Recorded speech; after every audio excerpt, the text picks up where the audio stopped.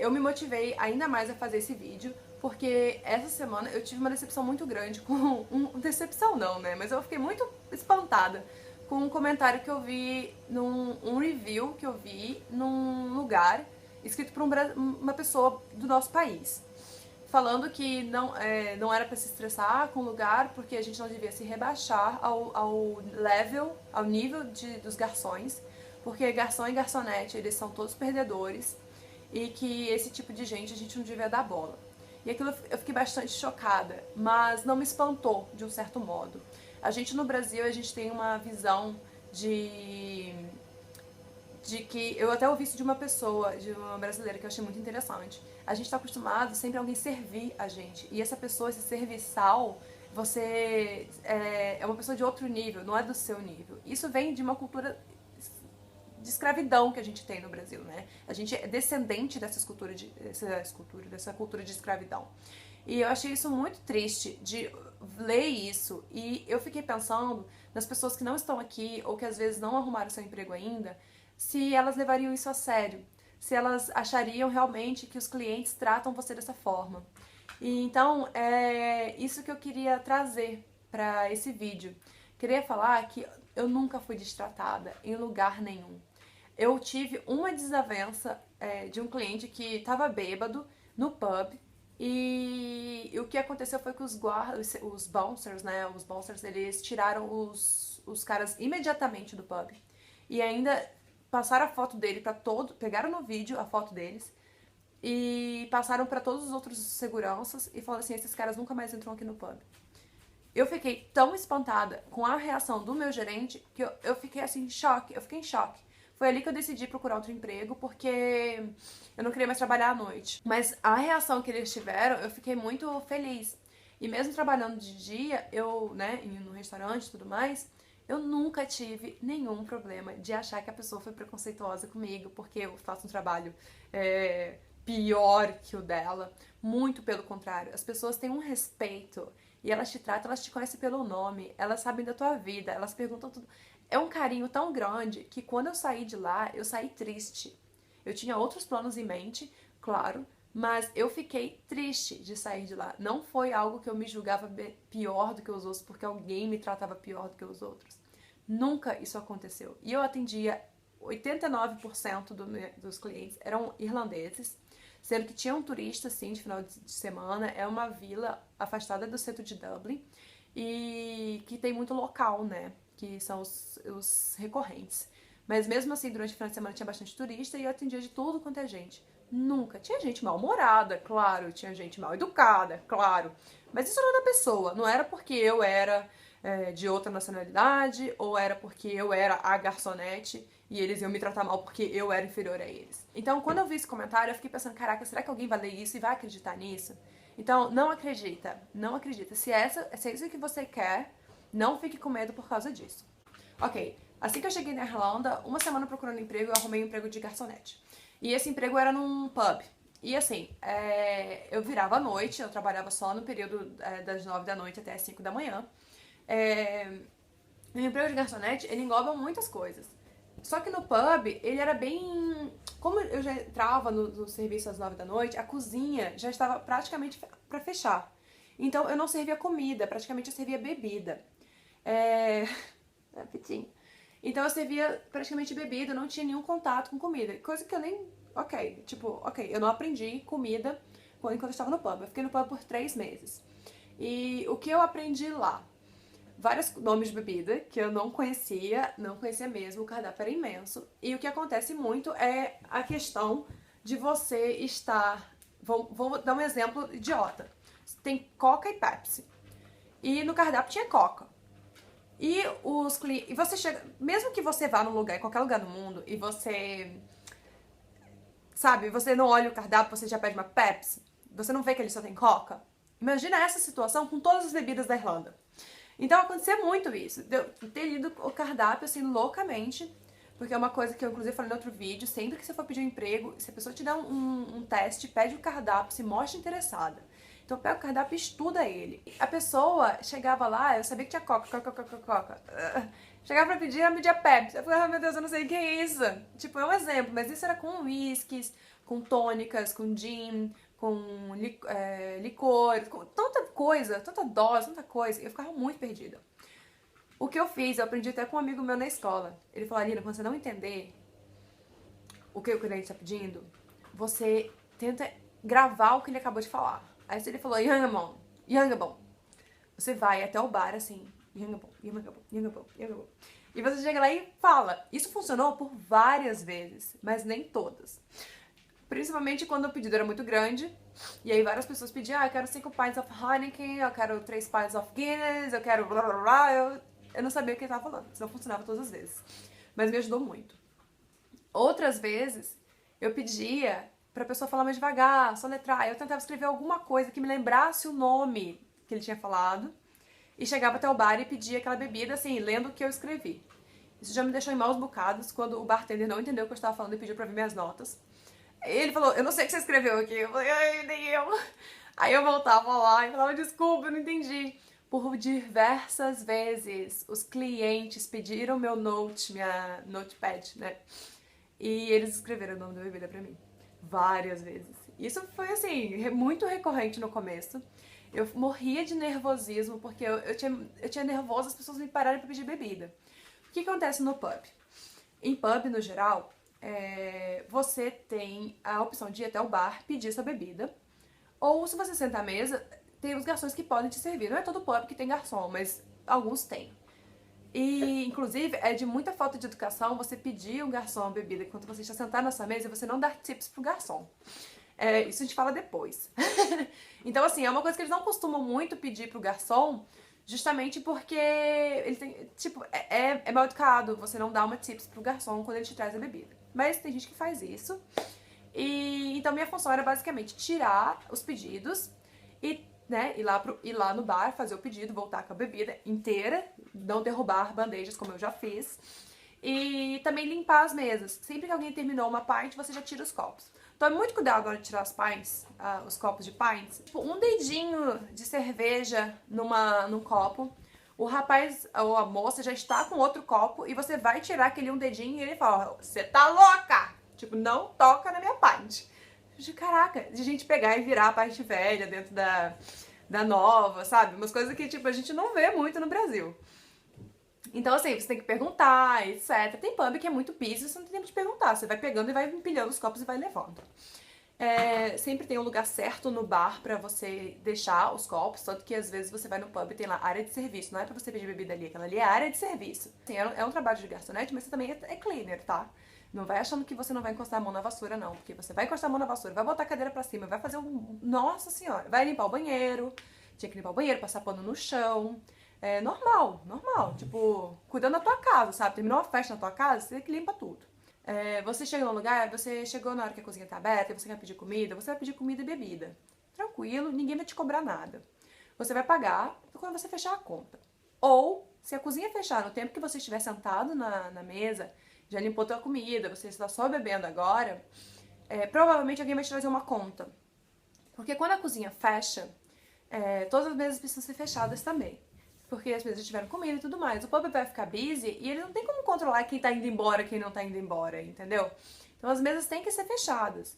Fechadas que eu digo assim, pagarem a conta. E beleza. Aí, depois que eles já trazem a nota, você paga a conta. Se você quer continuar bebendo, o que vai acontecer? A cada vez que o garçom ou a garçonete te traz uma bebida, você acerta na hora. Ou se você for até o bar, você vai pagar na hora, né? Lógico, mas mesmo o garçom vindo até você acerta na hora.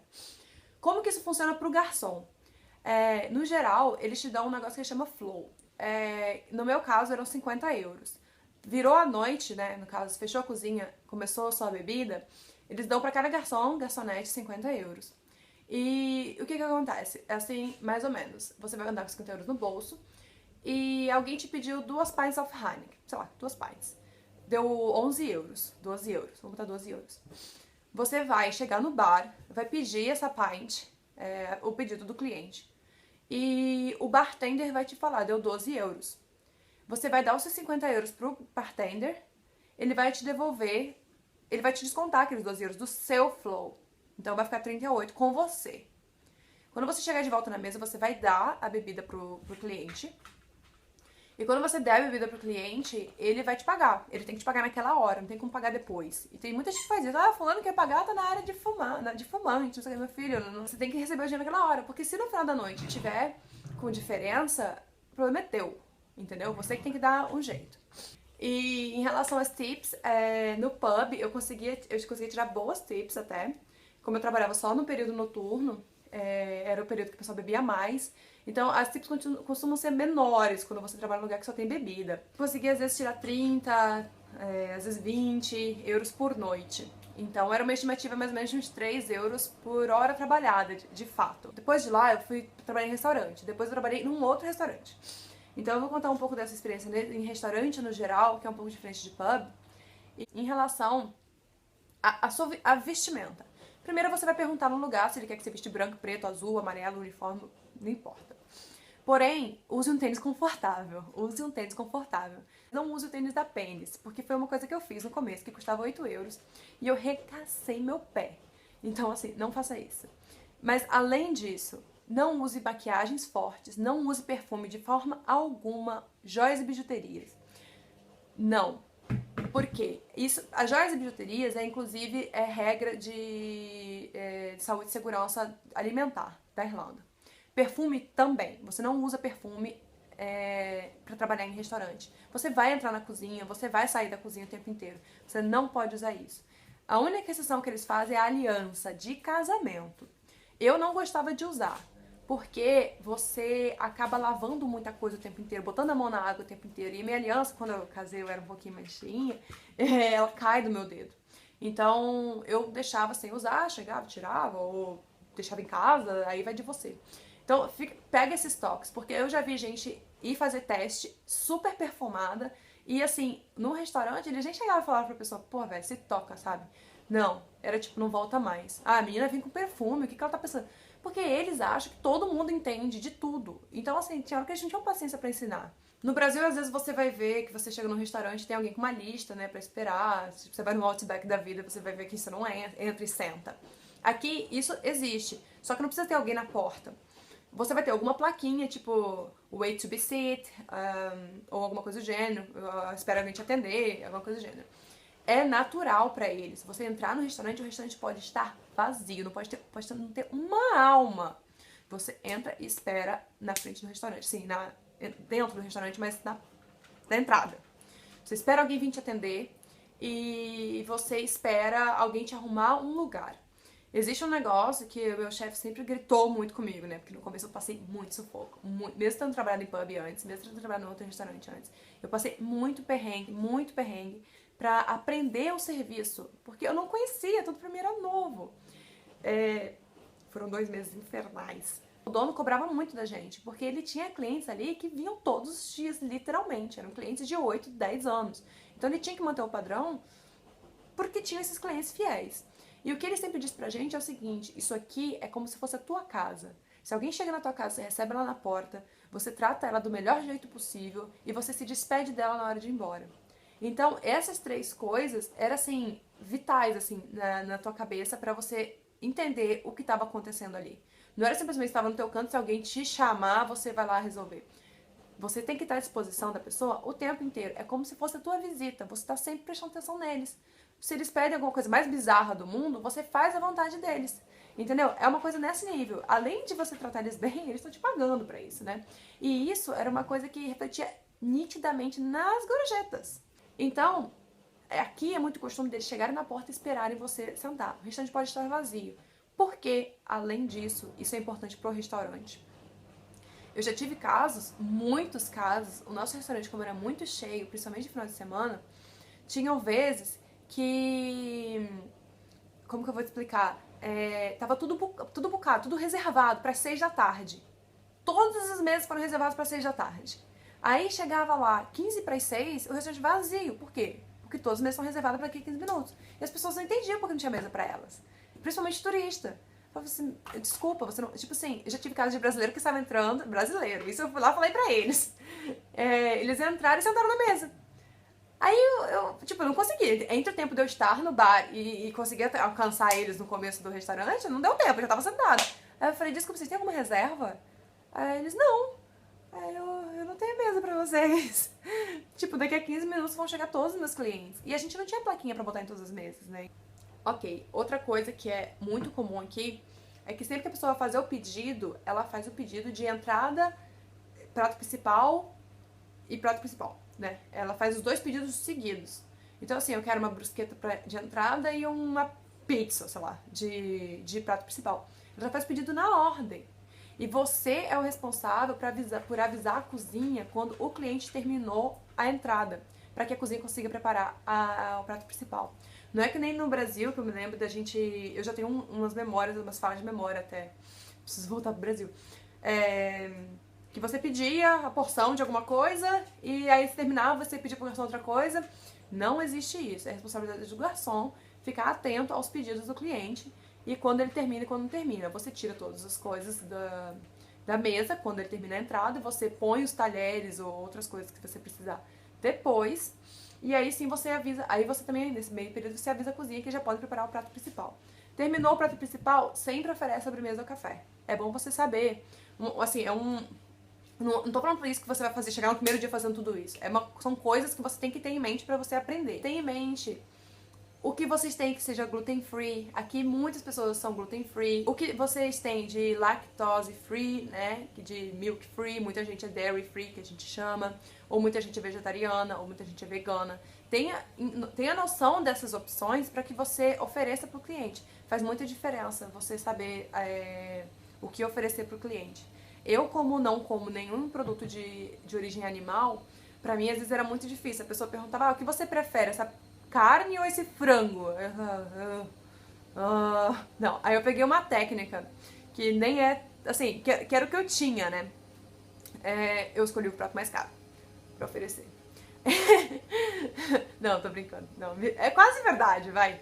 Eu falava, mano, eu não sei. Aí eu via que as pessoas pediam mais vezes. Aí, entre aqueles que as pessoas pediam mais vezes, eu oferecia o mais caro. Então, tá. E outra coisa que você precisa ter muito cuidado é em relação às crianças. Sempre vai ter criança. Aqui na Irlanda é assim, é uma manifestação de criança. Tem muito, todo lugar tem. E elas são muito fofas. Mas você tem que ter bastante cuidado quando tem criança na mesa. Você tem que ver se tem cadeirão, né, que eles chamam de high chair. Você tem que, na hora de botar, servir a mesa, tomar muito cuidado para pratos muito quentes não estarem perto das crianças. Não ponha drink perto das crianças. Elas batem a mão, elas quebram as coisas. Você toma muito cuidado também, porque aqui, por exemplo, lá no restaurante tinha pirulito e bala que eu oferecia depois de pagar a conta.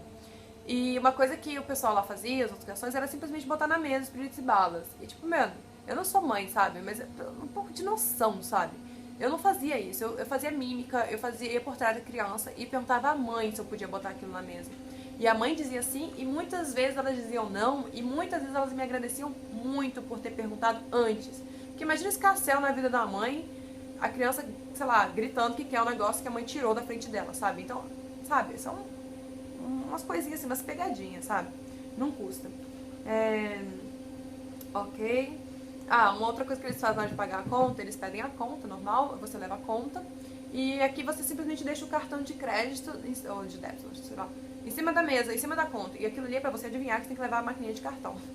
Tipo, eu não me lembrava de fazer isso no Brasil, não. Sobre o atendimento, eu acho muito importante você aprender o cardápio, como eu falei, ver quais são as opções chaves, as variações de cada cardápio. Isso leva tempo e não tem jeito. De uma hora ou outra você vai aprender. Se a pessoa pedir alguma coisa, pede pra ela apontar no menu e falar, eu sou nova. Você pode ser nova por 30 meses. Gente, era muito grande o cardápio. Eu saí de lá sem saber tudo. Por 9 meses eu trabalhei lá. Tentar nunca falar what do you want, sabe? No começo eu fazia isso, né? O que você quer? Não. Could I help you? Would you like? Sabe? Usa essas expressões aí mais cordiais. Não importa se tá falando com criança, não importa se tá falando com adulto. É sempre nice. A questão de bebida. Lá a gente não servia pint nem nada, né? A gente servia vinhos e algumas cervejas. Tem uma questão muito foda, que é, tipo, quando a pessoa pede água, você sempre fica na dúvida se a pessoa quer água de garrafa, água com gás, lógico, né? Ou água de torneira. Porque aqui, a maioria dos restaurantes que eu vi, eu acho que se não todos, eles servem a tap water, que é água de torneira. Então, assim, às vezes a pessoa fala water for the table, ou a jug of water, ou whatever. Isso significa que ela quer uma jarra de água, ela quer água da torneira. Mas aí você pode confirmar. Tap water, ok. Ou still water, que seria água de garrafa. Aí sim, tem gente que só bebe still water, não quer água de torneira. Então, tem essa diferença. Quando ela fala jug of water, quer dizer que ela quer os copos, mas também uma jarra. Lá no pub, lá no restaurante, a gente usava carafe. Carafe a carafe, ela é tipo isso aqui. E ela é muito comum em lugares que vende vinho, você ter vinho em carafe de vinho. Pode ser desse tamanho, tem uma menor também. Essa aqui é de 1 litro. A questão do vinho, às vezes se você for beber em algum lugar, quando vem em carafe, sempre pergunta que ele é sempre mais barato e vem mais. O early bird é geralmente entre 4, 4 e meia, 6, 6 e meia, que é como se fosse o horário de happy hour, mas não é bem o happy hour. É só um horário que o cardápio fica com preço mais acessível. Não é barato, né? E isso significa que muda algumas coisas, eles fazem algum deal, tipo, a entrada mais main é mais barato, ou com sobremesa é mais barato.